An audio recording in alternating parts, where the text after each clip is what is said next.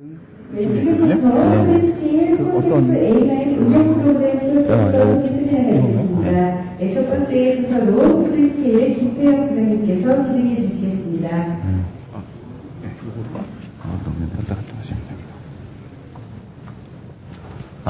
그러면 딱 시작해도 될까요? 네. 그러면 아침부터 오시느라 좀 바쁘셨을 것 같은데, 오후에, 그리고 또 오전 시간 통틀어서 아마 저희 코아텍스 A9, RMX 시리즈에 대한 더 디테일한 부분들이 소개가 들어갈 거고요. 일단 이번 시간은 전반적으로 코아텍스 A9 저희들 이제 새로 양산에 들어가게 되는, RMX 시리즈에 대한 전반적인 부분들하고, 그 다음에 응용 분야, 그 다음에 특장점에 대해서 간단하게 한 45분에서 50분 동안 소개를 드리는 시간을 갖도록 하겠습니다. 요걸 베이스로 해서 그 다음에 이어지는 여러 가지 세션들에서 좀 더 기술적인 내용들을 좀 확인하시면은 많은 도움이 되실 거라고 생각을 하고요. 일단은 저희들 A9 프로세스에 대해서 좀 소개를 드리도록 하겠습니다. 내용이 아마 컨슈머하고 오토모티브가 좀 혼재되어 있는 부분들이 있을 거예요. 그래서 제가 버발리 제가 말을 하면서 컨슈머 부분하고 오토모티브 부분들을 구분을 해서 좀 말씀을 드릴 테니까 자료상에 있는 내용에서 컨슈머 부분들을 좀 업데이트 하셔갖고 보시면은 또 많은 도움이 되실 거라고 봅니다. 일단은 로드맵부터 좀 소개를 좀 드릴 텐데요. 말하자면은 저희들이 이제 올 하반기 세컨드 하프부터 양산 내에 들어가게 되는 RMX6 시리즈는 전반적으로 봤을 때 저희 프리스케일 RMX 시리즈의 6번째 제너레이션이 됩니다. 그래서 저희들이 드래곤볼부터 시작을 해서 RMX1, RMX2, RMX3, 5, 그 다음에 이제 6 시리즈까지 지금 이제 양산이 되어지는 거고요. 기존에 아시다시피,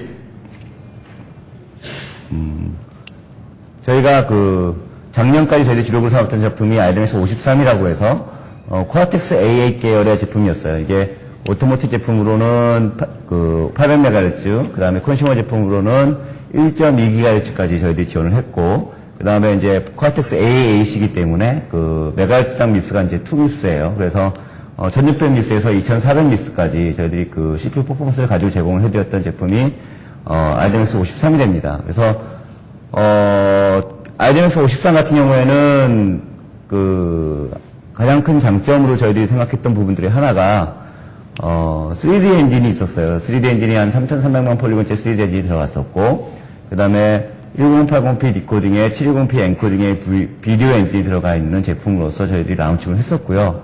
그 다음에 거기에 대한 서브 패밀리를 해갖고 이제 RMX 50 시리즈, 51 시리즈가 같이적으로 라운칭이 됐었습니다. 그래서 굉장히 큰 성공을 봤다고 저희들은 한국에서는 저걸 굉장히 큰 성공을 봤고요. 그래서 오토 인포테인먼트 시스템 쪽에서는 대부분 RMX 53 베이스로 디지털 클러스터라든지 아니면은 드라이브 인포테인먼트 시스템, 그 다음에 카메라 시스템 같은 것들이 많이 개발이 됐었고요. 그 다음에 약간 일부의 어떤 컨슈머 디바이스들, 그러니까 타블렛, B2B용 타블렛이라든지 D2의 셋업박스 같은 경우에 저희들 53 베이스로 해갖고 많은 이제 성공이 있었는데요.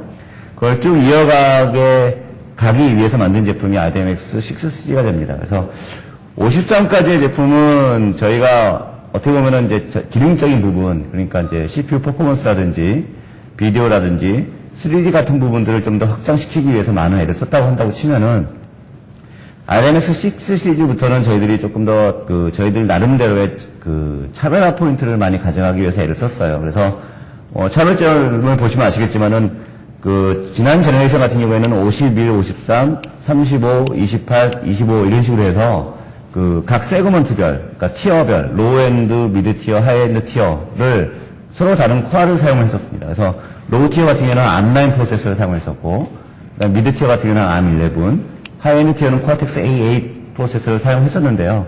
RMX6 시리즈부터는 저희들이 전체 로우부터 하이 티어까지를 동일하게 코아텍스 A9 코어로서 적용을 했습니다. 그래서 저희들이 동일한 코아텍스 A9 코어를 적용함으로 해서 어떤 종류의 어떤 티어의 제품을 개발하시든 간에, 그러니까 로우 티어가 됐든 미드 티어가 됐든 하이 티어가 됐든 간에 같은 소프트웨어를 그대로 리유즈할 수 있는 그런 환경을 구축을 했고요.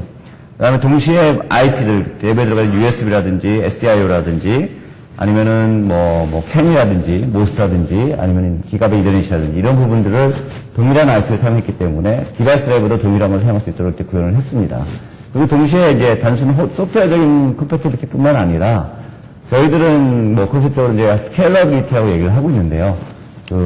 나중에 설명이 나오겠지만 6 솔로부터 해갖고 6 쿼드까지 모든 칩들이 핀투핀 컴패티블하게 구현을 했습니다. 그래서 하드웨어적인 디자인 측면에서도 솔로를 사용하시든 듀얼을 사용하시든 쿼드를 사용하시든 간에 동일한 하드웨어 디자인을 가지고 그대로 각각 티어에 맞는 어플리케이션에 적용할 수 있도록 이렇게 구현을 하고 있어요. 차이가 있다 그러면은 코어 숫자의 차이밖에 없습니다. 그래서 솔로나 솔로라이트 같은 경우에는 코어텍스 A9에 원코어가 들어가 있고요. 그 다음에 듀얼이나 쿼드 같은 경우에는 듀얼 코어 혹은 쿼드 코어라는 구성이 되어져 있습니다. 이거는 이제 오토모티브이기 때문에 지금 800MHz로 디파인이 되어져 있는데 실제로는 콘슈머 같은 경우에 1.2GHz까지 지원을 하고 있습니다. 그래서 A9 코어가 AA 코어에 비해서 장점이 되어지고 있는 부분들이 한 3가지 정도가 있는데요. 첫 번째가 메가헤르츠당 밉스가 좀 더 향상이 됐어요. 그래서 코어텍스 AA 코어가 말씀드린 것처럼 1MHz당 2밉스 정도를 지원을 해드렸다 그러면은 A9 코어는 1MHz당 2.5밉스 정도를 지원을 해드리고 있습니다. 그래서 그러니까 싱글 코어 같은 경우에는 2000밉스에서 2500밉스를 제공을 해드리는 거고요. 그 다음에 듀얼이나 쿼드 같은 경우에는 5000밉스, 4000밉스에서 5000밉스 혹은 8000밉스에서 10,000밉스 정도의 CPU 퍼포먼스를 갖고 있다고 보시면 될 것 같아요. 그래서 거의 요즘 아톰 프로세서보다 훨씬 더 성능이 좋은 프로세서가 되고요.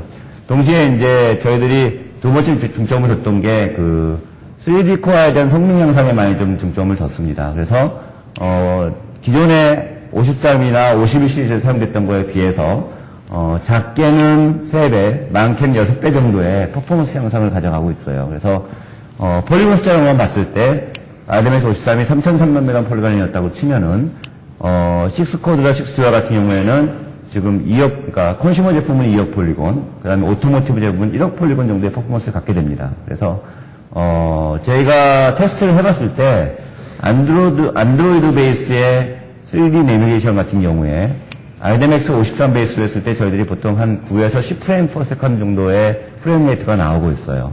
근데 이제 듀얼이나 코드 같은 경우에는 예상하기로는 저희들이 이제 드라이버가 옵티메이션 되고 풀 퍼포먼스가 나온다고 치면은 6배 정도가 되기 때문에 맥스로 하면은 60프레임 per 세컨드고요. 노멀하게는 30프레임 per 세컨드까지 충분히 나올 수 있는 퍼포먼스가 된다고 생각하시면 될 것 같습니다. 그래서 성능적인 측면에서 굉장히 6배 정도 3D 퍼포먼스가 향상이 되고요. 두 번째 성능적인 향상 부분이 있다고 치면은 캐시, L2 캐시, 여기 나와있지만 L2 캐시에 대한 향상 부분이 있습니다. 그래서 53 같은 경우에는 저희들이 256KB짜리 L2 캐시를 갖고 있었는데 비해서 듀얼이나 코드 같은 경우에는 지금 1MB짜리 L2 캐시가 들어가 있어요. 그래서 L2 캐시 자체도 한 4배 정도 향상이 되고요. 그래서 CPU, 특히나 UI 같은 경우에는 퍼포먼스 향상을 많이 보실 수가 있는 거가 되고요. 그 다음에 이제 저희들이 또 향상을 가지고 온 게 비디오 프로세싱 유닛에 대한 향상을 좀 가져왔습니다. 그래서 54에 말씀드린 것처럼 720p 원채널 엔코딩에 그 다음에 1080p급 원채널 디코딩을 지원을 했다고 치면은 63이 한 2배 정도 향상을 가져왔다고 보시면 돼요. 그래서 720p 30프레임 per 세컨드 2채널 엔코딩 기능, 그 다음에 1080p 30프레임 per 세컨드 2채널 디코딩을 지원할 수 있는 칩이 RDMX 코드나 듀얼 같은 칩이라고 보시면 될 것 같습니다. 그래서 굉장히 비디오 측면에서도 한 2배 정도의 향상을 보시고 있고요. 페리페럴 측면도 나중에 다시 설명을 드리겠지만 또 한 2배 정도 향상을 좀 보고 있습니다. 그래서 굉장히 큰 장점을 가져가게 된 제품이라고 보시면 되고요. 가격적인 측면도 좀 많이 고려를 했어요. 그래서 저희들이 로우티어에는 로우티어에 맞는 가격대가 있는 거고, 미드티어에는 미드티어에 맞는 가격대가 있는 거고, 하이티어는 하이티어에 맞는 가격대가 있는 건데, 보시는 것과 같이, 만약 예전에 저희들 칩을 사용하셨다 그러면은 28이나 25에 대한 가격대를 대충 코테이션 받으셨던지 알고 계실 텐데, 그 가격대하고 비슷하게 저희들이 RDMX 솔로 라이트를 리리즈를 하고요. 또 그것과 비슷하게 35하고 비슷하게 RDMX 솔로를 리리즈를 하고요. 그 다음에 53과 비슷하게 RDMX 듀얼을 리리즈를 합니다. 그래서 가격대가 코어텍스 A9이면은 간단하게 가장 적게 800MHz라고 치더라도 이게 한 10,000밉스 정도가 나오게 되는데, 아니요 20,000밉스 정도가 나오게 되는데, 실제 한 500밉스 정도 나오는 앞라인 프로세스하고 거의 비슷한 종류의 가격대를 가져가신다고 보시면 돼요. 그래서 같은 가격을 가지고 한 4배 정도의 성능 향상을 보실 수 있는 그런 프로덕을 유지한다고 보시면 될 것 같고요. 하이티어 같은 경우에는 3D나 이런 부분들이 더 향상이 되기 때문에 한 8배 정도의 성능 향상을 가져갈 수 있는 같은 가격 대비해서 그런 프로세서로서 저희들이 제공을 하고 있습니다. 뭐 향후에 계속해서 뭐 저희들이 코텍스 A15이라든지 그다음에 빅리틀 아키텍처까지 같이 지원을 하고 있기 때문에 뭐 향후적인 내용을 계속해서 지원을 해드리고 있고요. 말씀드렸던 것처럼 저희들이 가장 큰 필로소피를 생각하고 있는 게 핀투핀 컴패티블 스케일러비리티입니다. 그래서 보시는 바와 같이 6 쿼드, 6 듀얼, 6 듀얼 라이터, 6 솔로가 다 핀투핀 컴패티블 해요. 하드웨어적으로 칩셋이 핀투핀 컴패티블 하다는 얘기는 두 가지 문제를 극복을 해야지 핀투핀 컴패티블 해질 수가 있어요. 첫 번째로는 패키지 디자인에 대한 부분들이 있고요. 저희 프리스케일이 다른 여타 업체에 비해서 패키지 디자인 쪽에 좀 강점을 갖고 있습니다. 그래서 패키지 디자인이 저희들이 잘 한다는 얘기는 뭔가 하니 코드코어나 듀얼코어를 만약에 사용하실 경우에 가장 문제가 되는 게 이제 발열 문제가 돼요. CPU의 열화에도 좀 영향을 주게 되고요. 그래서 그 열화 문제를 패키지 테크놀로지를 사용을 해서 그 발열 문제를 해결했다는 게 첫 번째 저희들이 장점이 되는 거고요. 두 번째로는 아무래도 솔로 싱글코어였다가 듀얼코어 또는 쿼드코어가 되기 때문에 파워 요구 사항들이 틀려지게 됩니다. 그래서 실제로 핀투핀 컴패티블 하려면 파워가 솔로에 들어가는 파워 인풋 핀이나 듀얼이나 쿼드에 들어가는 파워 인풋 핀이 동일해야 된다는 그런 요구사항이 생기게 돼요. 그걸 구현하기 위해서는 기존의 어떤 코텍스 A9이나 A8이나 아니면 ARM9이나 ARM11 칩셋처럼 뭐 컴패니언 PMI 칩셋을 사용해갖고는 그런 동일한 핀 인풋으로 해서 쿼드나 듀얼 그리고 싱글이 동일하게 파워를 공급한다는 게 불가능해지는데 저희들 6 시리즈에 들어가면서는 그런 PMIC의 로직한 부분들을 아예 내장을 시켜버렸습니다. 그래서 아날로그 부분을 내장을 시켰기 때문에 파워 인풋이 굉장히 단순해졌어요. 그렇기 때문에 핀투핀 컴패티블한 하드웨어 디자인이 이제 구현이 가능해진 거고, 또 엔드 유저 입장에서는 PMIC의 많은 부분들이, 특히나 로직한 부분들이 인테그레이션이 되어졌기 때문에 그 시스템 디자인이 간단해지고, 그 다음에 이제 그 전체적인 시스템 벙커스트 부분에서도 굉장히 좀 장점을 가져갈 수 있는 그런 베네핏을 드리게 되는 거라고 보시면 될 것 같습니다. 그래서 저희들이 6 시리즈는 4가지의 장점, 다른 ARM 프로세서하고 비교해 봤을 때 4가지의 장점을 갖고 있다고 생각을 하고 있고요. 기본적인 필로소피는 스케일러빌리티 앤 파워풀이에요. 그래서 일단 기본적으로 원 소프트웨어, 원 하드웨어 디자인으로 해서 그 멀티코어 프로세서를 구현할 수 있도록 한다. 그러니까 아무래도 계속해서 소프트웨어에 대한 요구사항도 늘어나고 어플리케이션 숫자도 계속해서 늘어나고 있기 때문에 이게 싱글코어나 듀얼코어로 커버가 가능하는지 아니면 쿼드코어로 커버가 가능하는지 미리 예측하는 게 되게 힘들어지는 상황이 많이 벌어져요. 그런 경우에 저희들이 이제 똑같은 패키지와 똑같은 소프트웨어에 지원되는 여러 가지 칩셋을 제공하고 있기 때문에 한번 이렇게 저희들 하드웨어 디자인이라든지 시스템 디자인을 먼저 진행을 하시고 거기에 맞춰갖고 각각 티어에 맞는 제품들을 한꺼번에 여러 가지 제품들을 리리즈할 수 있다는 장점을 제공하게 되는 거고요. 두 번째로는 말씀드렸던 것처럼 5 시리즈에 대비해서 2배 정도의 비디오 플레이백이라든지 비디오 앵코딩에 대한 퍼포먼스 향상을 가져왔기 때문에 굉장히 많은 것들이 가능해요. 그래서 뭐 오토모티브 인포테인먼트 시스템 같은 경우에는 저희들이 이제 6 쿼드 시리즈를 갖고 진행하고 있는 프로젝트들이 여러 가지가 있는데 그 중에 하나가 이제 2가지 대표적인 게 제스처 레코니션하고 그 다음에 어라운드 뷰 모드라는 것들을 지금 구현을 하고 있습니다. 그래서 제스처 레코니션은 뭔가 하니 카메라 2개나 3개를 가지고서 사람의 동작을 인식을 하는 거예요. 동작을 인식을 해서 이제 시스템 이제 컨트롤을 하게 되는 건데, 그런 걸 하기 위해서는 CPU 자체가 일단, 카메라 인풋 자체가 한 3개에서 4개 정도가 지원이 돼야 되는 거고요. 동시에 또 어떤 이미지 프로세싱을 할 수 있는 DSP 알고리즘 자체가 CPU 내부로 들어갈 수 있어야 된다는 게 이제 요구사항이 되는데, 이 프리스케일 RM의 6 시리즈 같은 경우에 일단 카메라가 4개 인터페이스를 제공을 해드리고 있고요. 듀얼이나 쿼드 같은 경우에 싱글은 2개 제공을 해드리고 있고요. 그 다음에 내부적으로 이제 3D 엔진에 오픈CL이라고 해서 DSP 로직을 하드웨어 로직화 시켰어요. 그래서 따로 외부에 ISP라든지 DSP를 사용하지 않고도 저희들이 오픈CL API를 사용을 하셔갖고 이미지 프로세싱 알고리즘을 구현을 하셔서 제스처 레코니션 알고리즘이라든지 아니면은 이미지 아이덴티피케이션 알고리즘이라든지 이런 것들을 구현할 수 있도록 하는 것을 제공하고 있다는 게 또 이제 더 많은 기능성을 제공한다는 장점이 되는 거고요. 그래픽적인 측면에서는 미리 소개팅 것에서 한 3배에서 6배 정도의 성능 향상을 가져왔고, 그 다음에 이제 블루레이급의 어떤 3D 퍼포먼스, 3D 비디오 디코드까지 가능한 3D 퍼포먼스 확보했다는 게 이제 기본적인 콘셉트이 되신다고 보시면 될 것 같습니다. 그래서 보시는 것처럼 솔로부터 듀얼, 쿼드까지 전부 다 핀투핀 컴패티블하고 소프트웨어 컴패티블 해요. 그리고 거기에 유세지 모델에 따라서 각가지 종류의 어떤 패키지를 제공을 하고 있습니다. 그래서 저희들이 지금 올 하반기부터 한꺼번에 뭐 저희들 이제 나름대로 얘기한다면 한 10개 정도의 프로덕트 라인이 릴리즈 된다고 보시면 돼요. 그래서 아이엠의 6 솔로의 1A, 4A, 6A라고 하는 부분하고 듀얼의 4A, 6A, 쿼드까지 릴리즈가 되고 듀얼 라이트, 솔로 라이트가 또 제공이 되는 거고요. 그래서 뭐 코어만 있는 놈, 2D, 3D 그래픽만 있는 놈, 그다음에 2D, 3D 그래픽에다가 비디오 디코딩 기능까지 있는 놈, 마찬가지로 이제 코어 3D까지만 있는 놈, 그다음에 2D, 3D에다 비디오 디코딩, 그다음에 이제 쿼드 코어까지 있는 놈 해갖고 이렇게 릴리즈를 하고 있습니다. 이거는 오토모티브 기준이기 때문에 800MHz고요. 콘슈머 기준에는 1.2GHz까지 지원을 해드리고 있고요. 특히나 저희들이 듀얼이나 쿼드 시리즈 같은 경우에는 유저빌리티에 대한 고민을 좀 더 많이 했어요.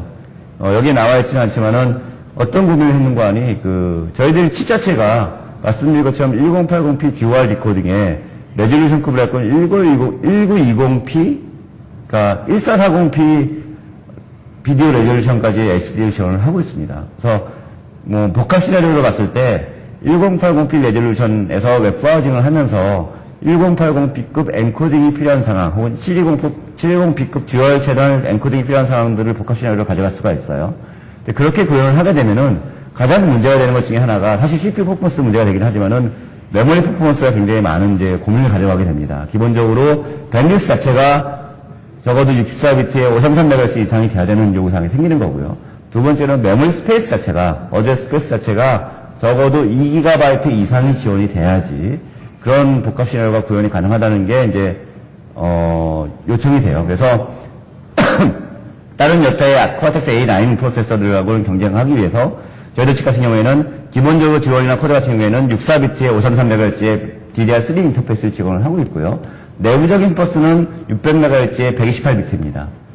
내부 인터넷 버스는. 그래서 굉장히 다른 칩들이 보통 64비트에 600MHz 정도를 사용하고 있기 때문에 저희가 한 2배 정도 내부 버스도 좀 빠른 상황인 거고요. 동시에 메모리 스페이스도 4GB까지 제공을 해드리고 있어요.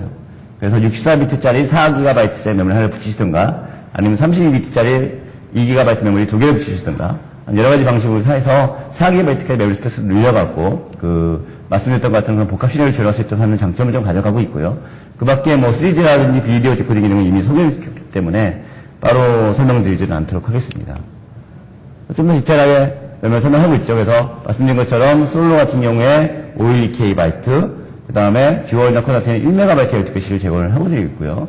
그 다음에 저희들이 솔로나 듀얼이나 쿼드 같은 경우에 유저빌리티에 대한 고민을 좀 더 많이 하다 보니까 빅블레이드 엔진을 따로 저희들이 하드웨어 액셀레이션을 넣었어요. 그러니까 3D라고 하는 부분들이 보통 3가지로 구성이 됩니다. 따로 이제 설명이 되실 것 같은데 나중에 3D 오픈GL ES를 지원하는 3D 엔진이 하나가 있고요. 두 번째로는 오픈VG라고 해서 벡터 폰트 혹은 아도비 플래시를 지원하는 오픈VG 지원이 하나가 있고, 그 다음에 세 번째로는 윈도우잉을 지원하는 게 있어요. 그러니까 Qt라든지 다이렉트 FB라든지 다이렉트 쇼라든지 아니면 서페이스 플링거와 같은 그런 2D UI 엔진을 지원하는 부분들이 있는데 보통의 SoC 제품들 같은 경우에는 보통 3D 엔진을 하나만 넣든가, 그러니까 3D 엔진, 그러니까 오픈GL ES 엔진만 하나 넣든가, 아니면은 맥스면 오픈GL ES에다가 오픈VG 정도를 좀 포함을 하고 있어요. 근데 저희들 같은 경우에는 오픈VG하고 오픈GL ES 엔진뿐만 아니라 그다음 빅블릿 엔진 액셀레이터라고 해갖고 윈도우잉, 그러니까 UI 액셀레이션에 대한 부분들을 따로 또 학사제 액셀레이터를 넣습니다. 그래서 어떤 기능들이 가능해지느냐, 그러니까 우리가 이제 안드로이드라든지 아니면 윈시 같은 거 사면 윈도우를 만들 수가 있잖아요. 그래서 윈도우를 만들어갖고 예를 들어서 듀얼 채널 디코딩을 하면서 그걸 각각의 윈도우에 어사인을 한 다음에 그 어사인된 윈도우를 옮긴다든지 늘린다든지 아니면 그 윈도우 하나를 다른 LCD라든지 다른 HDMI 아웃 쪽으로 던진다든지 하는 것들이 필요하게 되는데, 그런 경우에 디코딩 자체는 어차피 비디오 엔진에서 지원이 되긴 하겠지만은 그런 윈도우 엔진을 조절하고 컨트롤하는 거는 기본적으로 하드웨어 액셀레이션이 필요가 됩니다. 그게 보통 빅블릿 엔진을 사용하게 되는데요. 그 빅블릿을 저희 하드웨어 액셀레이션을 사용하기 때문에 그런 것들이 굉장히 스무스하고 빠른 시간 안에 이루어질 수 있는 장점이 있어요. 물론 혹가다가 오픈GL ES API 안에 그런 빅블릿을 액셀레이션을 하는 API가 있어요. 그래서 물론 오픈GL ES 엔진이, 그러니까 3D 엔진이 굉장히 빵빵하다 그러면은 거의 뭐 한 2억 폴리곤 이상이 된다고 치면은 3D 엔진만으로도 구현할 수가 있긴 해요. 하지만은 따로 빅블릿용 윈도우용 엔진이 있다고 치면은 3D 엔진에 대한 버전을 낮출 수 있다는 장점이 되고요. 특히나 만약에 이제 안드로이드와 저희 내비게이션과 같이 3D 맵 내비게이션을 돌리면서 뭐 비디오 디코딩이 필요한다든지 이런 부분들이 필요하다 그러면은 그런 경우에는 3D 엔진 자체는 3D 맵 내비게이션 쪽에 포커싱을 하고 아니면 3D UI에 포커싱을 하고 빅블릿 엔진으로 해서 뭐 PIP라든지 이런 기능들을 구현하는 게 훨씬 더 CPU 부하를 줄이면서 파워 컨sumption을 줄이면서 풀 퍼포먼스를 구현할 수 있는 장점이 될 거라고 보고 있습니다. 그래서 아마 지금 밖에 보면 저희들이 이제 OTT 박스용 UI 데모를 구현을 해놨어요. 그 OTT 박스 UI 데모의 가장 큰 장점 중에 하나가 뭔가요? 저희들이 빅블릿 엔진이 있기 때문에 두알 채널 720p 디코딩이 되어지고 그걸 각각의 UI, 각각의 윈도우에다 얼산을 했습니다. 그리고 그 윈도우를 조절이 가능하세요. 옮기는 것도 가능하고 전혀 어떤 뭐 끊김이나 이런 거 없이. 그래서 그런 부분들이 지원이 되기 위해서 필요한 3D 엔진들을 포함하고 있다는 게 또 장점이 될 거라고 보고 있습니다. 그 밖에 페리페럴 부분들도 좀 많이 향상을 얻고요. 로우 파워 프리웨이들은 다 쓸모없고 HDMI 아웃 1.4가 들어가 있습니다. 그래서 저기 DTCP하고 그 다음에 DTCP IP까지 제공을 하고 있고요. 그 다음에 MIP라든지 LVDS 아웃풋은 듀얼이나 쿼드 같은 경우에는 4개까지, 그 다음에 싱글 같은 경우는 2개까지 LVDS 아웃풋을 지원을 해드리고 있습니다. 그래서 한꺼번에 4개 디스플레이를 지원할 수가 있어요. 그래서 뭐 한 채널에서는 LCD가 여러 개 있는 케이스가 많이 있지는 않은데 오토모티브 같은 경우는 많이 있으니까 그래서 그런 경우에 뭐 한 채널에서는 뭐 3D 내비게이션 돌리면서 뭐 후방 좌석에서는 뭐 비디오 디코딩을 하면서 그러면서 뭐 UI도 돌리고 뭐 이런 것들이 이제 구현해지는 거고요. 그 다음에 이제 이더넷 부분도 기가빗 이더넷이 지원이 가능한 이더넷 맵을 포함을 하고 있습니다. 그래서 기가빗 이더넷도 지원을 하고 있고요. USB 2.0이 4개, 그다음에 PCI 익스프레스도 포함을 하고 있습니다. 그래서 그 다음에 이제 SDXC까지 지금 지원을 해드리고 있고요. 그래서 이런 부분들이 뭐 페리페럴 부분에서 굉장히 장점이 될 거라고 보고 있고요. 특히나 기가빗 이더넷 지원 같은 경우에는 모르겠어요. 그러니까 지금 비포마켓용 블랙박스 시리즈 같은 경우에는 지금 채널이 4채널까지 블랙박스를 확장하려고 얘기를 하고 있어요. 그래서 4채널 블랙박스를 구현하는 방법이 한 여러 가지 방법이 있는데 대표적인 게 한 2가지 정도 되죠. 하나는 아날로그 방식의 카메라를 사용을 해서 TV 디코더 칩을 이용해갖고 CCIR 656으로 인터페이스를 해서 넣는 방법이 있어요. 저희도 이제 카메라 인터페이스를 4개 지원하니까 듀얼이나 쿼드 같은 경우 4개 지원하니까 그런 방식으로 구현도 가능하시고요. 혹은 또 다른 이제 새로운 방식으로 나와 있는 게 이제 이더넷 AVB라고 해서 그 이더넷 오디오 비디오 브로드캐스팅이라는 새로운 프로토콜이 이제 식정이 되어지고 있어요. 간단하게 저희 프리스케일에서 이더넷 카메라 솔루션을 제공을 하고 있고요. 그래서 이더넷 카메라를 사용해갖고 그런 어떤 TV 엔코딩이나 디코딩 칩셋 없이 이더넷을 이용해서 이더넷 브릿지 형식으로 해갖고 4개 채널 카메라가 들어오게 할 수가 있습니다. 그래서 그런 경우를 지원한 경우가 치면은 보통 720P급 이더넷 카메라가 보통 100Mbps의 퍼포먼스를 요청을 해요. 그렇다고 그러면은 4개 채널만 한다고 해도 400Mbps가 되겠죠? 그렇게 되려면 그걸 지원하기 위해서는 기본적으로 SOC가 기가빗 이더넷에 가까운 퍼포먼스를 갖고 있어야 되는 요구사항이 생기게 되고요. 거기에 맞는 기가빗 이더넷 포트를 저희 프리스케일이 같이 채용하고 있기 때문에 앞으로 멀티 채널 블랙박스라든지 아니면 비포마켓의 어라운드 뷰 모듈이라든지 이런 부분들에도 아이엠의 6 쿼드 시리즈로 해갖고 혹은 듀얼 시리즈로 해갖고 충분히 지원이 가능하다고 지금 보고 있습니다. 실제로 키 OEM이라고 할 수 있는 뭐 BMW 같은 경우에는 6 쿼드를 사용해서 어라운드 뷰 모듈하고 제스처 레코딩 시스템을 만들고 있어요. DSP가 없이.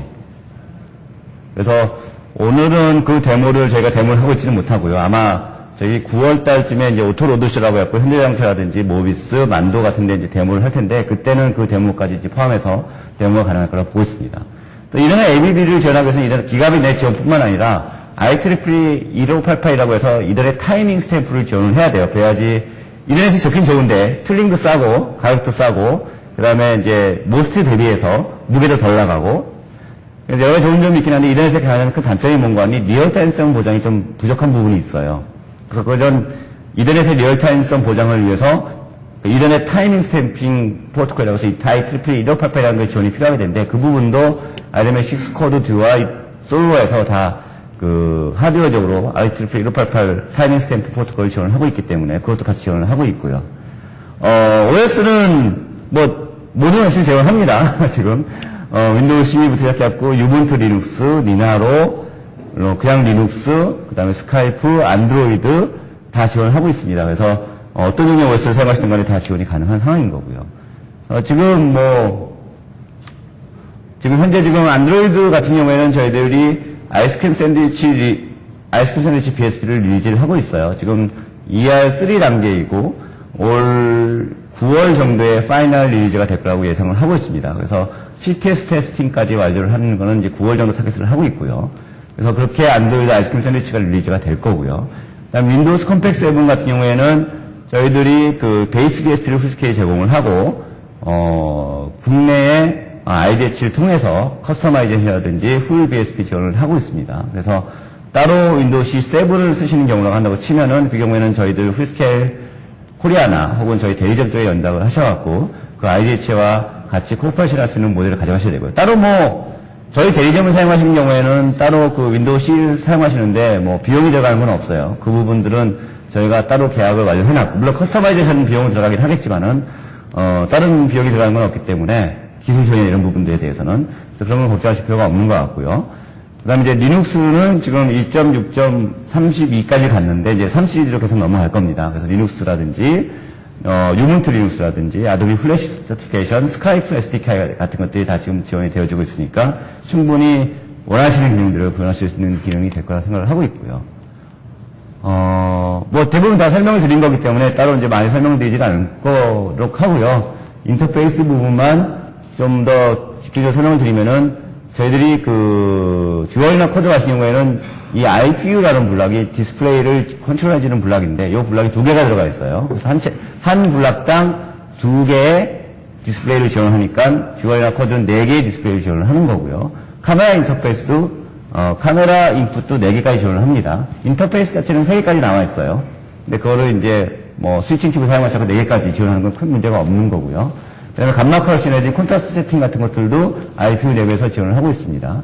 그 다음에 저희들이 또 그 기존에 53 시리즈에서 저희들이 요구사항 중에 하나가 있던 게 뭔가 클럽 모드 지원이라는 부분이 있었어요. 그러니까 클럽 모드가 뭔가 아니 PC와 같이 우리가 그러니까 노트북에서 이제 프레젠테이션을 할 때 똑같은 화면을 동시에 LCD 화면에서도 보고 이제 파워포인트 화면으로도 보게 되는데 이제 그게 클럽 모드예요. 그래서 CPU를 거치지 않고 어떤 디스플레이 인포메이션을 LCD형 메모리 버퍼와 그 다음에 HDMI나 RGB 아웃 쪽에 메모리 버퍼에 동시에 똑같이 카피해줄 수 있는 기능이 필요하게 되는데 그 기능도 저희들이 듀얼이나 코리아 같은 경우에 지원을 하고 있습니다. 그래서 한꺼번에 2개 디스플레이가 똑같은 화면으로 아무런 CPU 부하 없이 구현이 가능한 상황인 거고요.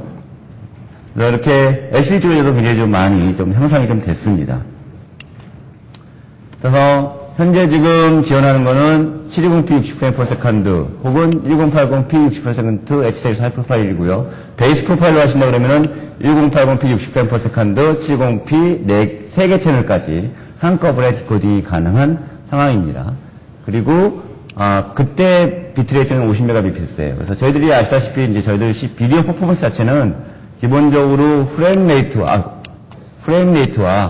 그 다음에 이제 어떤 그 비트레이트의 영향을 받게 돼요. 그래서 혹시나 비트레이트가 좀 낮은 비트레이트 그 비디오 프로세싱만을 지원한다 그러면은 저희들이 보기에 720p 4개 채널까지도 30fps/s로 지원하는 거에는 문제는 없다고 보는데 그거에 관련된 부분들은 저희들한테 이제 그 어떤 테스트 콘텐츠나 이런 부분들을 후스케일과 한번 상의하시고 한번 진행을 해보시면 그 대응이 가능하실 거라고 보고 있고요.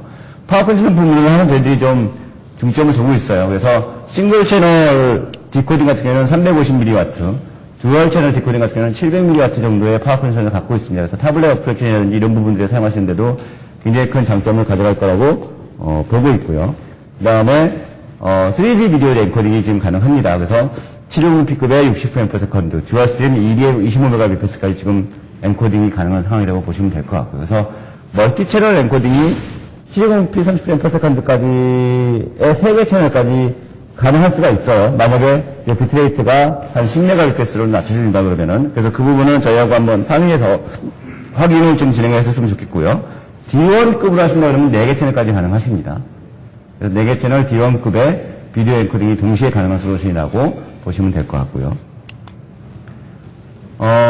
저희 프리스케일이 이제 다른 회사들 장점을 갖고 있는 것 중에 하나가 이제 토탈 솔루션을 적용했을 때 장점이 있어요. 말씀드린 것처럼 저희들이 PMIC의 로직한 부분들을 인테그레이션을 하고 있기 때문에 따로 뭐 PMIC를 안 쓰셔도 돼요. 그냥 벙 레지스터라든지 LDO 같은 것들을 외부적으로 아날로그 방식으로 구현을 하셔갖고 쓰실 수 있는데, 이제 그렇게 하다 보면 이제 좀 많이 이제 디자인이 복잡해지고, 그 다음에 저희들이 PMIC가 인테그레이션 되어 있다 보니까 파워 인퓨션 이런 부분들은 스펙이 굉장히 좀 강한 측면이 있어요. 그래서 그런 스펙을 맞추기 좀 어려운 부분들이 있는데, 저희들이 레코멘데이션은 그렇기 때문에 저희들이 그 컴패니언 칩으로 해서, PPG라고 하는 컴패니언 PMIC 칩을 같이 릴리즈하고 있습니다. 이게 그 복잡한 칩은 아니에요. 간단하게 얘기해서 그 LDO하고 벙 레지스터들이 인테그레이션 되는 칩입니다. 그래서 그 칩 하나면은 저희 CPU가 필요한 PMI, 그 파워뿐만 아니라 뭐 블루투스라든지 와이파이 칩셋이라든지 아니면 3D 모뎀 같은 것도 파워가 필요하잖아요. 그런 것까지도 공급할 수 있는 그런 PMIC를 컴패니언 칩을 지금 제공을 해드리고 있고요. 그래서 가격대도 굉장히 저렴하게 지금 릴리즈를 하고 있고요. 동시에 뭐 악셀러로미터라든지 아니면 센서들, 그 다음에 이제 아니면 뭐 직비 같은 그런 같은 솔루션들로 같이 저희들이 번들링으로 제공하고 있고, 프라이스 폴시도 번들링으로 제공을 해드리고 있습니다. 그래서 그런 부분들의 요구사항들이 있으시다면 저희들 세일즈 레프레젠테티브인 대리점이라든지 아니면 저희 프리스케일에 지역을 문의를 하시게 되면은 같이 번들링 프라이스로서 제공이 가능할 거라고 보고 있고요. 좀 더 디테일한 이제 스펙들이 되는데요. 솔로하고 듀얼하고 파워하고, 이미 소개해드렸던 부분들은 좀 다시 소개해드리지 않고, 제가 소개해드리지 못했던 부분들만 중점적으로 좀 소개해드리도록 하겠습니다.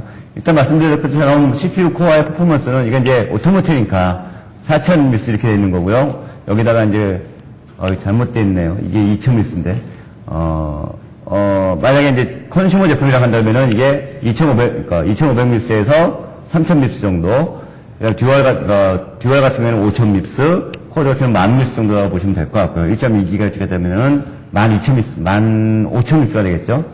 그 다음에 DDR 퍼포먼스를 말씀드린 것처럼 2채널 32비트, 1채널 64비트가 지원을 하고 있고요. 그 다음에 듀얼과 코드만 비교되어 있구나. 듀얼 같은 경우에는 지금 엔코딩, 디코딩은 다 동일합니다.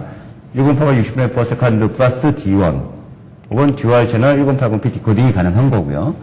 그 다음에 비디오 디코딩, 엔코딩 같은 경우에는 1080p 30fps 혹은 듀얼 720p 엔코딩이 지금 지원한 상황이고요. 그 다음에 이제 페리페럴 부분에서 보시는 것처럼 듀얼 같은 경우에 와이드 울트라 XGA하고 HD 1080p가 한꺼번에 동시에 지원이 가능합니다. 그래서 1440p급의 디스플레이 레졸루션까지 비디오를 붙일 수가 있고요.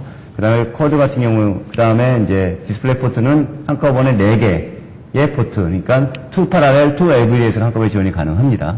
그래서 4개까지 디스플레이를 붙일 수가 있고요. 그 다음에 CPU 퍼포먼스는 오토모티브는 1억 폴리곤, 그 다음에 컨슈머는 2억 폴리곤 정도를 지원을 하고 있고요. 3D 그래픽스로 빅블리드 엔진들이 600메가픽셀짜리 빅블리드 엔진이 지금 포함되어 있습니다. 이게 좀 잘못되어 있네요. 그 다음에 하드웨어 드라이브는 SATA를 지원하고 있어요. SATA 같은 경우에는 저희들이 샌디스크하고 같이 협력을 해서 SATA2 3GBPs짜리 레퍼런스 디자인을 제공을 해드리고 있어요. 그래서 그런 부분들 같이 좀 보시면 될 것 같고요. 좀 시중에 됐구나. 페리페럴 부분에서는 SDXC와 SDMNC 4.4를 지원하고 있고, SPI가 5개, UART가 5개입니다. PCI 스페이스를 지원하고 있고요. 그 다음에 USB 4개, 기가비드에서 1288, 그 다음에 부팅은 저희들이 NAND, NOA, UART, SPI, CAN, MOST, SATA 다 부팅을 지원하고 있어요. 그래서 어떤 종류의 부팅 모드를 사용하셔도 충분히 다 지원이 가능한 정도 되어져 있고요. 패키지는 노멀 패키지가 21x21이고요. POP 패키지가 12x11을 제공을 해드리고 있습니다. 그래서 POP 패키지는 아직 저희들이 커스터머 온 리퀘스트예요. 그래서 POP 패키지는 커스터머가 필요한 경우에 한해서만 그 POP 패키지를 제공을 해드리고 있기 때문에 나중에 이제 POP가 필요하시다 그러면은 그것들은 따로 좀 요청을 좀 해주시면 좋을 것 같고요. 그래서 리눅스 같은 경우에는 저희들이 보는 것처럼 미디어 프레임워크하고 오픈GL 드라이버, 오픈맥스 코덱, 유닛 테스트 프로그램, 그 다음에 여러 가지 이제 오디오 엔핸스먼트 같은 알사 드라이버까지 저희들이 제공을 해드리고 있습니다. 그래서 리눅스는 저희들 프리스케일 리눅스를 가지고서 이제 충분히, 그 다음에 윈도우인 같은 경우에는 리눅스형 윈도우 같은 경우는 지금 현재 Qt를 지원을 하고 있고요. X 윈도우 형식의 UI 액셀레이션을 지원을 하고 있고요. Qt도 올 10월 정도에 포팅이 완료될 것 같습니다. 그래서 Qt 베이스의 UI 액셀레이션도 RMX 6 시리즈, 5 시리즈에서 제공을 하고 있다고 보시면 될 것 같고요. 안드로이드도 저희들이 풀 패키지를 제공을 해드리고 있어요. 그래서 지금 뭐 간단한 뭐 하드웨어 업스테이션 레이어라든지 리눅스 커널도 다 제공을 하고 있지만 동시에 그 많은 부분 또 저희 프리스케일 나름대로의 어떤 API들로 이제 변환한 부분이 많이 있어요. 그래서 뭐 서페이스 플링거 같은 것들, 그 다음에 이제 스테이지 플라이트 같은 것들, 그 다음에 그 오디오 매니저 같은 것들, 이런 것들은 저희 프리스케일 온드 미디어 프레임워크입니다. 그래서 기존에 안드로이드 안에 들어가는 디폴트 프레임워크 대비해서 이제 뭐 트리클 플레이 모드라든지 리와인드라든지 패스트 포워드라든지 이런 같은 그런 API도 따로 제공을 해드리고 있어요. 그래서 좀 더 좀 향상된 기능의 미디어 플레이어를 구현하실 수 있도록 그렇게 지금 API들을 제공해드리고 있고요. 그 밖에 리커버리용 오토 리커버리 유틸리티라든지 서드 파티를 통해서 패스트붓 기능도 지원을 해드리고 있습니다. 그래서 패스트붓을 구현하신다 그러면은 저희들 RMX 53 시리즈 같은 경우에는 한 7조 정도의 패스트붓을 구현을 하고 있고요. 안드로이드 베이스로. 6 시리즈도 거의 비슷한 수준의 패스트붓을 구현을 하고 있습니다. 하지만은 풀스케일 솔루션은 아니에요. 저희 서드 파티 솔루션이고 패스트붓에 대해서 좀 오해가 많으신데 패스트붓은 두 가지 방법이 있어요. 패스트붓을 구현하는 방법이. 첫 번째로는 커널 오토메이션을 통해서 패스트붓을 구현하는 방법이 있습니다. 그 경우에는 커널 프롬프트가 뜨는 데까지의 시간은 줄일 수가 있어요. 하지만 안드로이드 같은 경우에는 UI라든지 데몬이라든지 이런 서비스가 많기 때문에 사실 커널만 오토메이션 해갖고는 그렇게까지 큰 패스트붓 펑션을 구현하기가 힘들어요. 그래서 주로 안드로이드에서 구현하는 패스트붓 펑션들은 이제 하이버네이션 펑션을 이용한 패스트붓을 구현하게 됩니다. 그래서 기본 이미지 플러스 유저 데이터 업데이트 같은 기능으로 해서 하이버네이션 형식의 어떤 패스트붓을 구현하게 되는데요.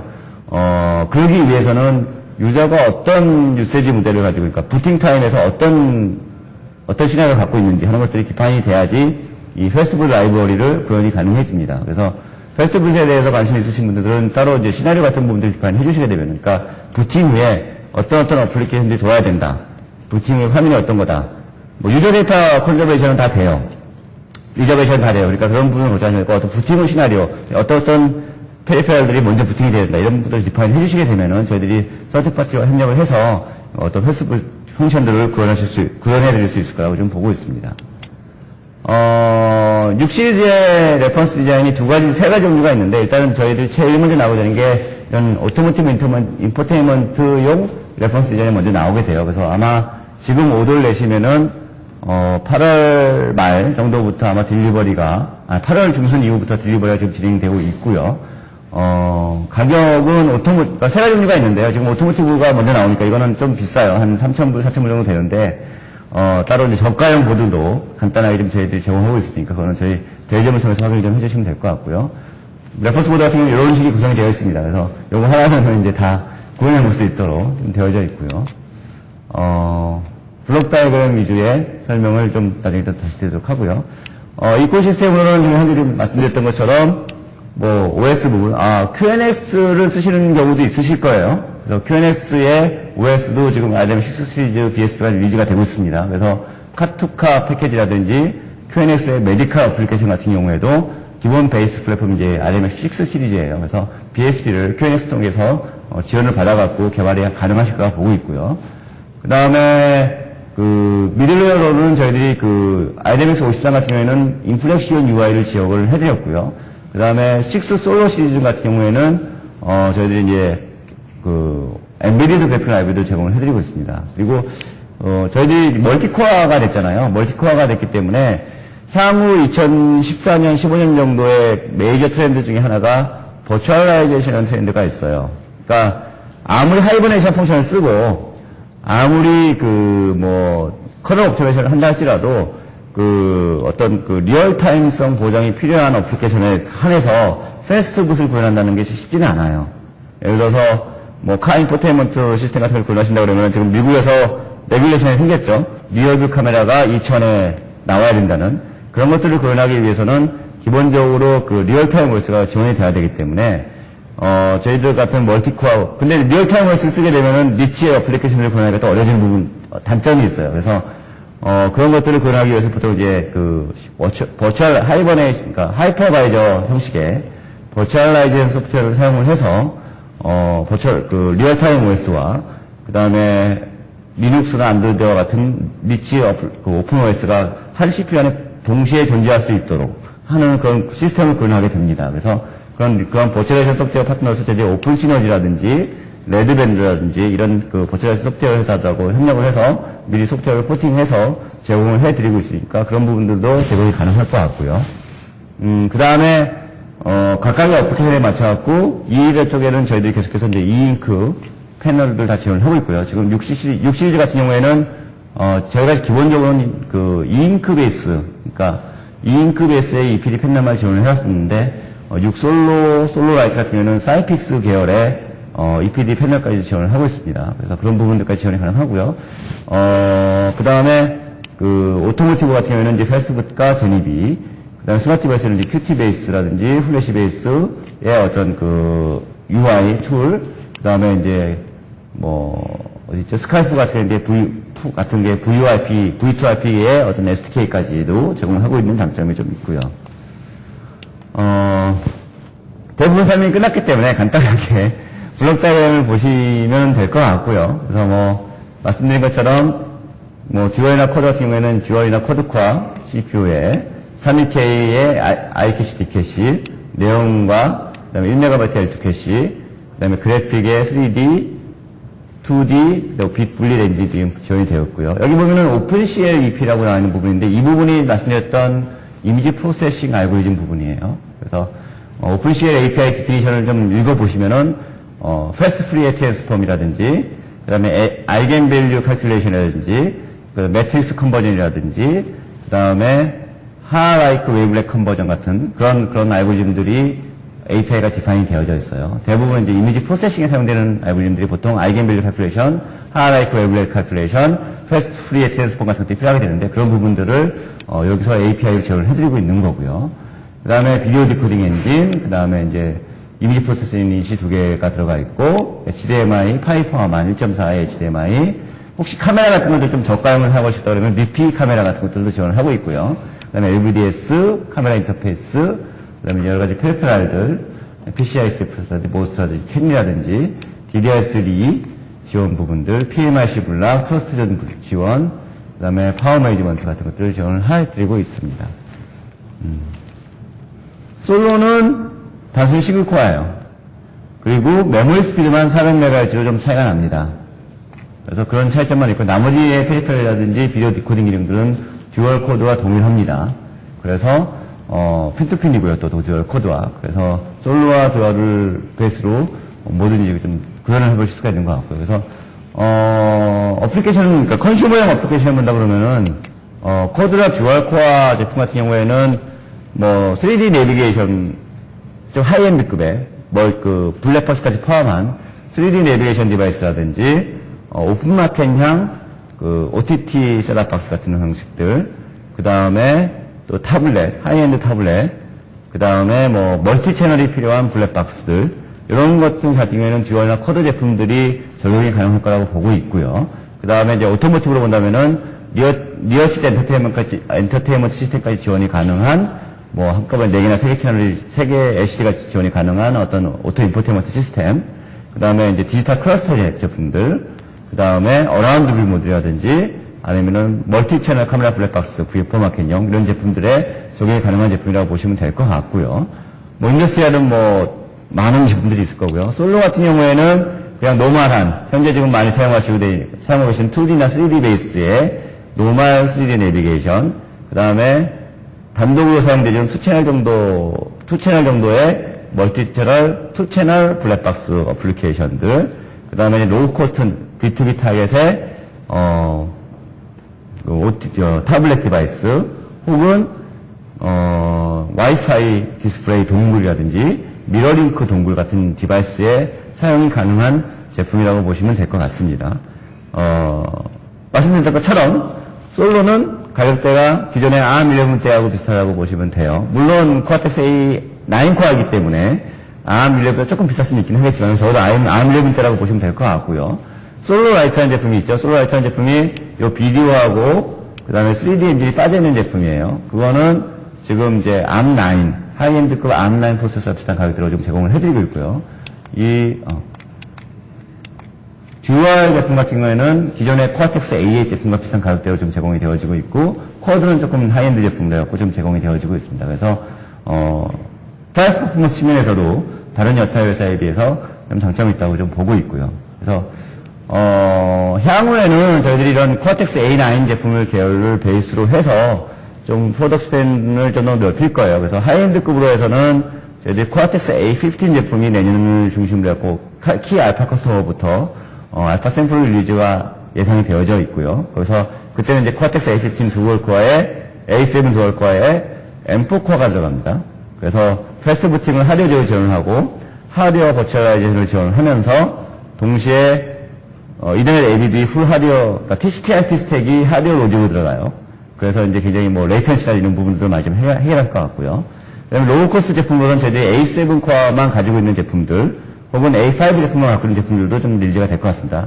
그러니까 A7이나 A5 제품이 CPU 믹스는 좋아요. CPU 믹스는 좋은데 기본적으로 멀티코어 지원에 있어서 코헤어런스 지원이 불가능한 게 A5하고 A7 제품이에요. 그래서 A5나 A7을 쓰신 멀티코어 제품 같은 경우에는 그러니까 코어를 이제 어사인을 해야 돼요. 한 코어는 뭐 리얼타임 OS, 한 코어는 멀티 OS, 뭐 리치 OS 이런 식으로 어사인을 해야 되기 때문에 그래서 그런 A5, A7은 조금 좀 리미테이션이 좀 있고요. 그래서 그거에 맞는 저가형, 더 저가형 제품들도 좀 플랜을 잡고 있습니다. 그래서 일단은 A9, A15, A7, A5 모든 종류의 앙코어를 사용하는 아키텍처를 사용하는 제품들을 리뷰를 하고 있기 때문에 그 다이내믹 알리오리카에 맞춰갖고 저희들이 제품을 제공했을 거라고 보고 있고요. 그 좀 더 디테일하게 각 좀 중심이 되는 부분들에 대해서는 오늘 시간대에 맞춰갖고 아마 저희들 그 엔지니어 분들께서 디테일하게 좀 소개를 해드릴 수 있을 거라고 보고 있습니다. 혹시 뭐 간단하게 저의 프레젠테이션은 좀 마치도록 하고요. 그 첫 시간에서 다뤘던 내용들이 좀 많이 있기 때문에 둘째 세션은 좀 간단하게 진행을 하고 또 인터넷이나 이런 데서 질문이 어떤 질문 위주로 해갖고 진행할 수 있도록 하겠습니다. 그래서 뭐 말로 설명드리는 것보다 아마 밖에 보셔서 아시겠지만 저희들이 OTT 박스용 그 UI 데모를 지금 현재 진행을 하고 있어요, 밖에서.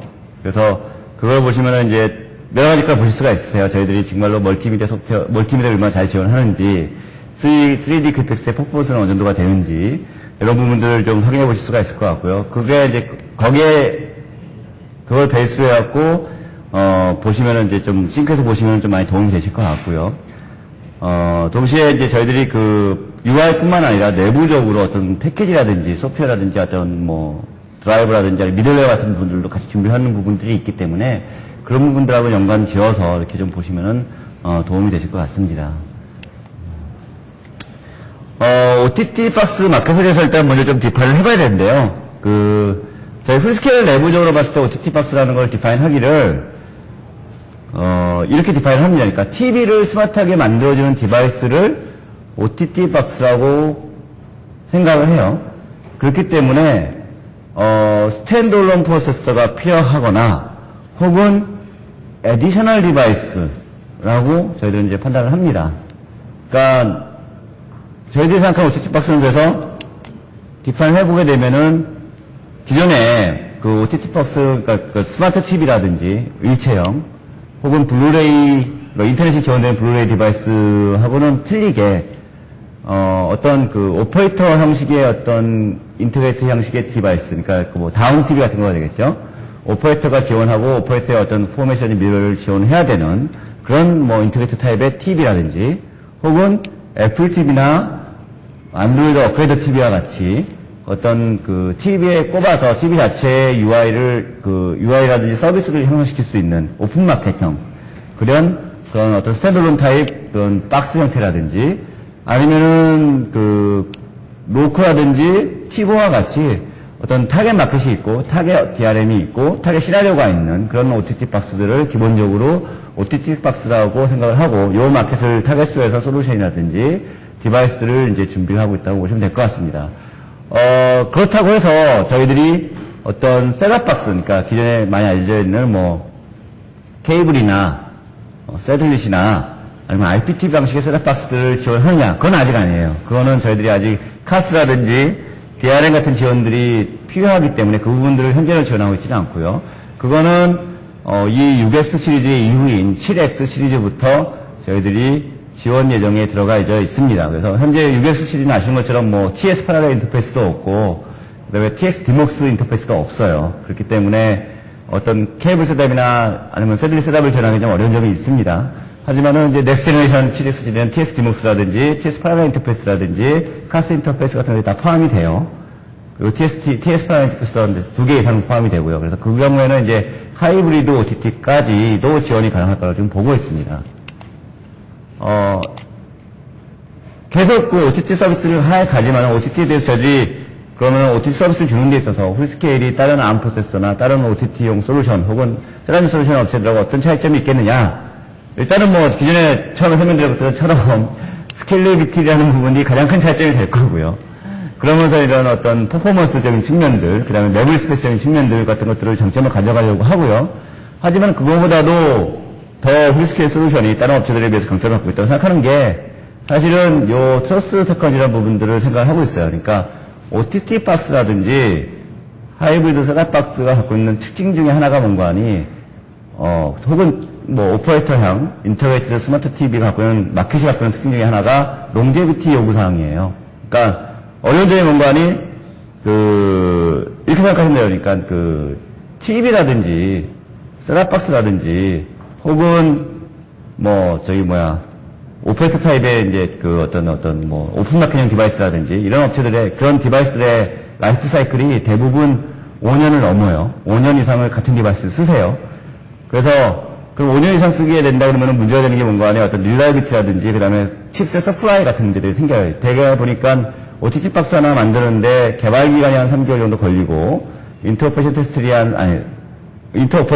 한 3개월 정도 걸리고, 그 다음에 이제 칩 인증에 여러 가지 것들 한 3개월, 한 9개월에서 10개월 정도가 걸리시는데, OTT 박스가 보통 3년 정도가 이제 라이프 사이클을 가져가니까, 그러면 미니멈 5년 동안 칩이 양산이 되고 있어야지 그 칩을 가지고서 이제 양산을 해도 문제가 없게 되는데, 대부분의 이제 그냥 기존의 어떤 어플리케이션 프로세서들 같은 경우에는 대부분의 라이프 사이클이 한 2년에서 3년이에요. 3년 정도가 되면 대부분 단종을 해요.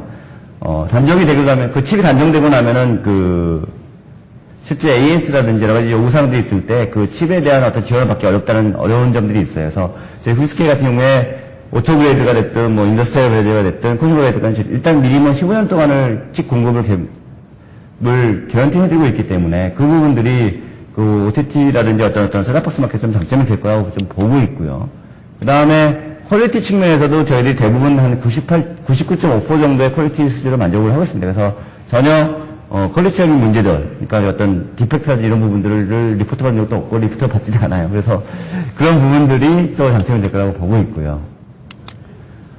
그 다음에 이제 세 번째로 훌스케일이 좀 OTT박스에서 장점을 가져갈 수 있는 부분을 생각하는 부분들이 번들링 솔루션이 될 것 같아요. 그래서 단순히 미디어 프레임워크나 BSP나 어떤 칩셋 가격뿐만 아니라 각 어플리케이션 세그먼트에 맞춰갖고, 패스트북 같은 기능들, 그 다음에 이제 제뉴인 컴플라이언스 같은 부분들, 그 다음에 이제 아웃 오브 박스 익스피리언스라든지, 도큐멘테이션, 스케일러빌리티, 플래시나 UI 프레임워크, 레퍼런스 디자인, 그 다음에 이제 심지어는 매니팩처링 패시리티까지 다 제공하고 있다는 게, 그게 또 저희들 보기에는 훌스케일이 다른 OTT 박스 마켓에 맞는 이유 중에 하나가 아닐까라고 생각을 하고 있습니다.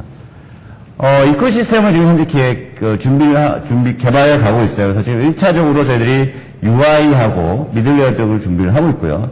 저희 어플리케이션 쪽으로는 지금 생각하고 있는 게, 지금 지원하고 있는 게, 롭이나 훌루와 같은 비디오 프로바이더에 맞는 비디오 플레이어를 지원을 하고 있고요. DLNA를 지원을 하고 있습니다. DLNA하고 미러링크 소프트웨어를 같이 번들링을 해서 제공을 해드리고 있고요. 그 다음에 IPTV용 어플리케이션, 비디오 게이밍, 그 다음에 스카이프, SDK 같은 부분들이 리코 시스템을 좀 제공을 해드리고 있고요. 두 번째로 미들웨어 부분에서는 저희들이 돌비 디지털이라든지 DTS, 그 다음에 3D UI, 그 다음에 3D UI 툴을 제공을 해드리고 있고요. 그 다음에 DRM 부분들을 지금 포팅 중에 있습니다. 그래서 지금 현재 와이드바인드 DRM이 굉장히 많은 이슈가 되고 있는데 6 시리즈 같은 경우에는 와이드바인드 DRM 레벨 3까지 해서 한 11월까지 지금 지원 예정이 있고요. 아마 레벨 2까지 지원이 될 거라고 예상을 하고 있어요. 근데 현재로서는 레벨 3를 타겟을 하고 있고 레벨 2 지원 여부는 한 8월 정도에 좀 비판이 될 것 같고요. 그 다음에 와이드바인 DRM 레벨 1 같은 경우에는 RDMS 7 시리즈부터 지원이 될 거라고 좀 예상을 하고 있습니다. 물론 DTCP/IP라든지 CQoS 이런 부분들은 6 시리즈도 지원이 가능하고요. 풀스케일에서 지원하기보다는 저희 서드파티를 사용해서 지원을 하고 있습니다. 그래서 일본에 있는 서드파티를 통해서 CQoS 부분들을 포팅을 해갖고 지원을 하고 있고요. 그 다음에 레퍼런스 디자인 부분들 좀 많이 신경을 쓰고 있어요. 그러니까 OTT 박스 마켓이 아직까지 엉클리한 부분들이 많기 때문에 개발보다는 구매라든지 아니면 외주 개발사 이용하는 경우가 많이 있으셨고요. 저희들이 콤파일이라든지 FIC, 그다음에 써니벨, 그다음에 이제 펜다 같은 것들 중국이나 대만에 있는 개발사들을 통해서 레퍼런스 OTT 박스를 구현을 해서 그 디자인들도 제공을 해드리고 있습니다. 그래서 그걸 사용해서 이제 마켓에 빨리 갈 수 있도록 좀 지원을 해드리고 있고요. 그럼 OTT 박스 플레이어들이 좀 많이 있죠. 엔비디아도 있고 여러 가지 회사들이 있는데 그 회사들 대비해서 풀스케일이 갖고 있는 디퍼런시에이션이 뭐겠느냐 라는 부분이 있는데 저희들이 볼 때 한 5가지에서 6가지 정도가 디퍼런시에이션 포인트가 있다 현재 생각을 하고 있어요. 이게 물론 그렇게 어필하지 않을 수도 있어요. 하지만은 많은 부분이 아닐 수도 있고 하지만은 이 부분들이 유저 익스펜스에서 굉장히 큰 차이점을 놓고 있다고 좀 보고 있고요. 첫 번째 저희들이 차이점을 놓은 거니 1080p 30fps 정도의 비디오 콜이 가능하다는 게 장점을 생각하고 있어요. 이제 물론 이제 비디오 콜 같은 경우는 보통 한 4Mbps에서 5Mbps 정도 외에 비트레이트밖에 없기 때문에 1080p급의 비디오 컨퍼런스 콜이 가능하다는 거가 저희들이 장점이 될 것 같고요. 두 번째는 카메라, 제철력 흥성, 그러니까 그 OTT 셋업박스가 되면서 많은 부분들, 굉장히 많은 부분들 그 시스템을 개발하시는 분들이 고민하는 것 중에 하나가 인풋 메서드예요. 그러니까 이게 UI가 많고 그다음에 이제 어플리케이션이 많기 때문에 기존의 그 리모컨 방식하고 어떻게 인풋 메서드를 다르게 가져갈 되는지 이런 거에 대한 고민들이 많으신데 그 두 가지 방법을 많이 사용하시는 것 같아요. 삼성 같은 경우에는 센서를 리모컨에 넣어서 G 센서 방식으로 해갖고 이렇게 하는 경우가 있고요. 그 다음에 이제 다른 업체들 같은 경우에는 이제 제스처 레코니션이라고 해갖고 LG가 센서를 이용한 이제 리모컨을 사용하고요. 그 다음에 이제 삼성 같은 경우에는 이제 제스처 레코니션을 사용하고 있습니다. 카메라를 놓고 카메라에서 사람의 동작을 인식을 해갖고 그 동작에 맞춰서 뭐 TV를 끈다든지, TV를 켠다든지, 채널을 바꾼다든지, 볼륨을 올린다든지, 아니 어플리케이션을 선택을 한다든지 이런 것들을 하게 되는데 그런 제스처 레코니션을 하기 위해서는 이제 말씀드린 것처럼 ISP 기능이라든지 그 다음에 이미지 프로세싱 기능, 그 다음에 멀티 채널 카메라 지원이 필요하게 돼요. 그래서 그런 멀티 채널 카메라까지 지원되는 게 저희 풀스케일이 다른 솔루션들에 비해서 장점이라고 생각을 하고 있는 거고요. 그 다음에 세 번째로는 3D 퍼포먼스가 굉장히 좋고요. 아마 저희들 UI 데모를 보시게 되면은 그 비디오를 선택을 해갖고 누르게 되면 이게 막 터지고 이런 것들을 보실 수가 있을 거예요. 그러면은 거기 다 3D 엔진이 들어가니까 3D 퍼포먼스적인 장점이 있고요. 그 다음에 이제 다른 칩들에 비해서 히트가 적어요. 그래서 히트 싱크 없이 OTT 박스를 구현할 수 있다는 게. 그래서 저희들 그 국내 뭐 업체, 저희들 지금 현재 개발하는 업체 같은 경우에는 그 OTT 박스를 만들었는데 사이즈가 정육면체예요. 그래서 한 변의 길이가 15cm씩이에요. 15cm짜리 정육면체 OTT 박스를 만들었습니다. 그리고 가운데를 팠어요. 그래서 이렇게 네모나게 만들었어요. 그래서 굉장히 팬시한 디자인이 구현이 가능하고 굉장히 조그맣게 만들 수 있다는 장점이 또 있고요. 그 다음에 안드로이드 소프트웨어 부분에 있어서는 보통 OTT 박스를 만드는 분들이 물론 기존의 타블렛이나 아니면은 뭐 PND나 이런 쪽을 하시다가 OTT 하시는 분들도 있지만 대부분은 기존에 셋업박스를 하시다가 OTT 하시는 분들이 많이 계세요. 그런 경우 같은 경우에는 기존의 셋업박스 업체들도 안드로이드를 지원을 하니까 그거하고 세분화가 뭐냐고 생각을 하시게 되는데 중심점의 차이가 좀 있습니다. OTT 박스는 기본적으로 오픈 인터넷 서비스가 중심에 있어요. 그러니까 지금 기존의 기존의 이제 뭐 브로드컴이나 아니면 ST마이크론 같은 회사에서 OTT 박스를 바라보는 입장은 전체적인 오퍼레이터향 셀룰라라든지 케이블 서비스 베이스 안에 하나의 서비스 메뉴로서 OTT 서비스를 생각을 하고 있고요. 하지만 엔드 유저가 OTT 서비스에서 바라보는 입장은 OTT 박스 할 때는 기본적으로 인터넷 서비스 안에서 케이블 서비스가 부가적으로 들어가는 거예요. 그렇기 때문에 굉장히 UI 포맷이 틀려야 됩니다. 그래서 서비스의 중심이 윈도우 베이스가 돼야 되는 거고, UI도 윈도우 베이스가 되는 거고, 게임이라든지, 아니면은 어떤 그 오픈 콘텐츠, 뭐 이렇게 판도라 TV라든지, 아니면 훌루라든지, 아니면은 뭐 티빙이라든지 이런 서비스가 얼마나 잘 되느냐. 그런 부분들이 더 중요하게 돼요. 그렇게 된다 그러면은 그런 안드로이드 프레임워크에 대한 안정성이라든지, 동시에 보셨던 것처럼 이더넷 포트에 대한 안정성이라는 부분이 되게 중요하게 됩니다. 그러니까 레이턴시 부분이 굉장히 중요하게 돼요. 그래서 저희들이 비디오 이더넷에서 받아서 이더넷 패킷을 받아갖고 처리를 해서 비디오 디코딩을 보여주는 데까지 저희들 레이턴스 타임이 한 60ms 언더가 됩니다. 기존의 브로드컴이나 아니면 ST마이크론이나 시그마 디자인 같은 경우에는 보통 이더넷 베이스의 패킷을 받아갖고 비디오 데이터를 처리를 해서 리프레시 하는데 보통 120ms 이상의 레이턴시 타임을 보이고 있어요. 그래서 단순 비디오 디코딩만 본다 그러면 레이턴시 타임 60ms냐 120ms는 그렇게 중요하지 않은데, 만약에 이제 OTT 박스는 게임이 있기 때문에 그 게임을 사용한다, 혹은 와이파이 디스플레이 기능을 같이 적용을 해서 자기가 타블렛이라든지 스마트폰에 있는 게임을 와이파이 디스플레이 이용을 해갖고 OTT 박스에 보내고, OTT 박스가 그거를 그 TV하고 연결해서 보여준다고 하면은 게임 컨트롤 자체는 스마트 TV에서 이루어지고, 그러니까 스마트폰에서 이루어지고, 그 데이터를 받아갖고 보여주는 건 TV에서 이루어지기 때문에 그때는 레이턴시 타임이 굉장히 중요하게 됩니다. 그래서 현재 6 시리즈로에서 65ms라고 하는 레이턴시 타임은 기존의 그 다른 타사 칩셋에 비해서 거의 2배 이상 성능이 좋은 거고요. 향후에 7 시리즈가 된다 그러면 저희들이 그거를 어느 정도까지 향상시킬 생각을 하고 있는 거니까 하드웨어 로직을 넣어서 그 전체적인 레이턴시 타임을 30ms 언더까지 줄일 수 있을 거라 지금 보고 있습니다. 그러니까 이더넷 패킷 처리하는데 10ms, 그러니까 저희들 HDMI하고 이렇게 처리하는 거면 10ms, 그다음 이더넷 패킷 처리하는 데는 40에서 50ms가 들어가는데, 이 데이터가 굉장히 다른 어떤 OTT 박스 플레이어들에 대비해서 굉장히 차별화 포인트 갖고 있는 걸 생각을 하고 있고요. 그래서 저희들이 보기에 프리스케일 솔루션을 이용해서 OTT 박스 만드신다 그러면은 기존의 와이파이 디스플레이라고 한다면은 그러니까 타블렛에서 OTT 박스를 통해서 이렇게만 보내는 것만 생각했다가 여긴 부분도 가능할 거라 생각을 하고 있어요.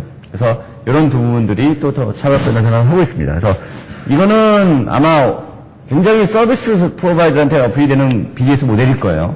그러니까 어떤 구간이 OTT 서비스라고 하는 거의 기본적인 컨셉은 어떤 디바이스 포맷이라든지 아니면은 콘텐츠에 있지는 않고요.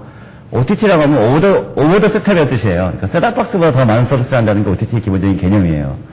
그거는 디바이스, 그러니까 이종의 디바이스 안에서 동일한 서비스가 공급되어진다는 게 OTT 서비스의 기본적인 장점이 되겠습니다. 이게 이제 사실은 그렇기 때문에 OTT 서비스 프로바이더들이 대부분 인터넷 베이스로 발전을 해왔는데, 이게 기존의 셋탑박스 플레이어들, 그러니까 SK텔레 브로드밴드라든지 아니면 KT 같은 회사들한테 굉장히 큰 챌린지가 돼요. 자기네들은 셋탑박스하고 TV만 생각을 했는데, OTT 서비스는 타블렛도 보여주고, TV도 보여주고, 스마트폰도 있는 서비스가 되는 거예요. 그러면 아무리 서브스크라이버 베이스로 봤을 때 기존의 서비스 프로바이더들이 OTT 서비스 프로바이더에 대비해서 이길 수 있는 형태가 없게 됩니다. 그래서 서비스 프로바이더들이 어떤 생각을 하고 있는 거 아니, 기존의 셋탑박스에다가 OTT 서비스를 넣고 이거를 와이파이 디스플레이라든지 여러 가지 미러링크라든지 이런 기능들을 사용을 해서 자기네의 어떤 셋업이라든지 케이블이라든지 셀룰리 서비스에 있는 서비스를 스마트 디바이스로 전달해주는 그런 서비스를 생각을 하고 있어요. 예를 들어서 이건 기존의 서비스 모델이죠. 기존 서비스 모델에서 한 달에 한 2만 원 정도 받았다고 치면은, 이런 스마트 폴이라든지 타블렛이라든지 이런 것들이 하나 애드온 될 때마다 한 1,000원씩 더 받는 거죠, 쉽게 말해서.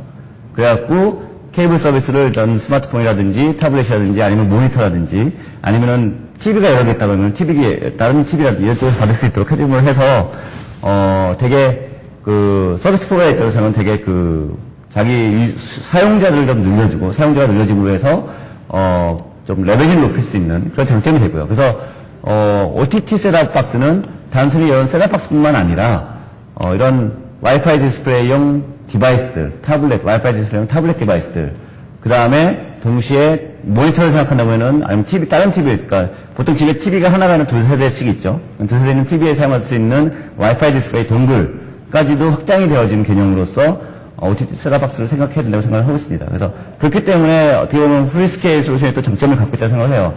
기본적으로 듀얼 코드하고 싱글이 핀투핀 컴패티블하고 소프트웨어 컴패티블을 하기 때문에 OTT 베이스 셋업박스용 소프트웨어를 만드시고 거기에 맞는 와이파이 동굴을 똑같은 하드웨어 디자인으로 해서 똑같은 퍼포먼스로 와이파이 동굴을 만들 수가 있어요. 그렇게 됨으로 해서 한 번 디자인으로 두 가지 디바이스 만들 때 장점이 있고요. 동시에 와이파이 디스플레이가 와이파이를 통해서 MPEG-2 TS 형식의 패킷으로 MPEG-2 데이터를, H.264 데이터를 보내는 거예요. 그래서 호환성 문제가 항상 생겨요. 그래서 호환성 문제를 피하는 가장 좋은 방법은 요 OTT 셋업박스하고 와이파이 디스플레이 동글하고의 동일한 솔루션을 쓰므로 해서 소프트웨어적인 호환성이라든지 하드적인 호환성, 코덱적인 호환성을 보장하는 가장 큰 장점이 된다고 보고 있습니다. 그래서 그거를 RNX 시리즈가 갖고 있는, 6 시리즈가 갖고 있는 스케일러비리티라든지 컴패티비티를 가지고 지원해드릴 수 있다고 생각을 하고 있고요. 그게 이제 많은 또 저희들 엔드 커스터머한테 좀 어필이 되어지고 있다고 보고 있습니다. 그래서 현재로서는 오픈마켓형 오프티티 셋업박스형으로 해서 저희들이 6 시리즈를 좀 지원을 하고 있고요. 내년부터 릴리즈가 될 7 시리즈를 사용을 해서 하이브리드 타입의 셋업박스까지 좀 타겟을 하고 있다고 보시면 될 것 같습니다. 뭐 퀸트기부터는 이미 설명 좀 드렸고 다 설명을 드린 내용이고요. 7 시리즈가 되면은 더 됐고 이것도 설명 좀 드린 내용이기 때문에 따로 설명을 드리지는 않고요. 그래서 안드로이드 부분들에 대해서 저희들이 좀 더 OTT에 맞는 것들을 좀 지원하기 위해서 많은 애너지먼트를 좀 제공을 하고 있습니다. 그래서 일단 비디오 그래픽스 부분들, 소프트웨어 업데이트 부분들, 3G 모뎀 런타임 디텍션이나 터치스크린 칼리브레이션 같은 기능들을 저희들이 포함을 좀 해놨고요. 그 다음에 플래시 10.1, 11.x에 대한 지원이라든지 서티피케이션, 미디어 포맷, 그러니까 AVI 포맷이라든지 NKV 포맷이라든지 거기에 맞는 뭐 GBS DRM이라든지 이런 부분들을 올 하반기까지 해갖고 지원을 해드릴 거고요. 그 다음에 매스 스토리지 디바이스, SATA 같은 것들을 지원한다든지, 그 다음에 멀티 디스플레이 기능들. 그러니까 멀티 디스플레이가 왜 필요하게 되는 거니? 말씀드렸던 것처럼 OTT 박스가 TV 디스플레이만 지원하는 게 아니라 와이파이 등을 당시 지원을 해야 돼요. 그러면 똑같은 자기 디코딩된 데이터가 한꺼번에 2개 채널로서 아웃풋이 될 수 있어야 되는 요구사항이 생기게 되는데 그 요구사항들을 지원하는 데 있어서 이제 프리스케일이 한꺼번에 4개까지 디스플레이 지원을 하기 때문에 그리고 클럽 모드를 지원하고 있기 때문에 그런 부분들이 좀 장점이 될 거라고 보고 있고요. 그다음 멀티미디어 프리얼머 서비스를 제공을 해드리고 있고요.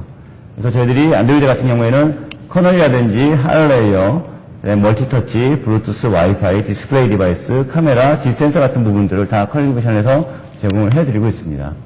그래서 현재로서는 DLNA 박스 혹은 미러링크 박스라는 것들이 좀 많이 나와지고 있고요. 그래서 DLNA 형식 OTT 박스는 보시는 것처럼 DMC라든지 DMS, DMP 같은 게 지원이 돼야 되는데 저희 풀스케일이 1080p 24프레임 per 세컨드 정도의 DMS, DMP를 제공을 해드리고 있고요. 이 10Mbps 정도로 해서 만약에 좀 비트레이트가 낮은다 그러면 좀 더 향상이 될 거고요. 그 다음에 IMX 7CD 같은 경우는 1080p 30프레임 per 세컨드의 20Mbps의 DMS, DMP를 제공을 해드리고 있습니다. 그래서 이렇게 해서 구현이 가능하실 거라고 보고 있고요. 그 다음에 미러링크 솔루션을 해갖고 자기 타블렛이라든지 그 다음에 어떤 그 스마트폰에 있는 어떤 UI 화면을 그대로 TV로 보낸다든지 역으로 셋업박스에 있는 그 UI 화면들을 타블렛이나 이런 것들을 보내는 미러링크 서비스도 솔루션들도 같이 번들링을 해서 제공을 해드리고 있고요. 그 다음에 풀 DTV 턴키 솔루션이라고 해갖고 저희들이 뭐 부트로더, 그 다음에 스트리밍 미디어에 대한 파서들, 그 다음에 그래픽 디스플레이에 대한 부분들, 그 다음에 시큐리티 부분, 튜너 앤 컨트롤러 부분, 그 다음에 이제 데이터베이스, 태스크 매니저, GUI 프레이머, 그러니까 HTTP 뭐 스트리밍 프로토콜들, TCP, UDP에 대한 프로토콜들을 제공을 해드리고 있고요. 그 다음에 HDCP라든지 CEC, 저희 HDMI 인터페이스 상에서 이제 검증을 받아 제공을 해드리고 있고, DTCP IP를 제공을 해드리고 있습니다. 그 다음에 이제 카스하고, 카스 같은 부분들 저희가 직접 제공해드리긴 좀 어렵고 해서 이거는 이제 저희들 서드파티를 통해서 제공을 좀 해드리고 있고요.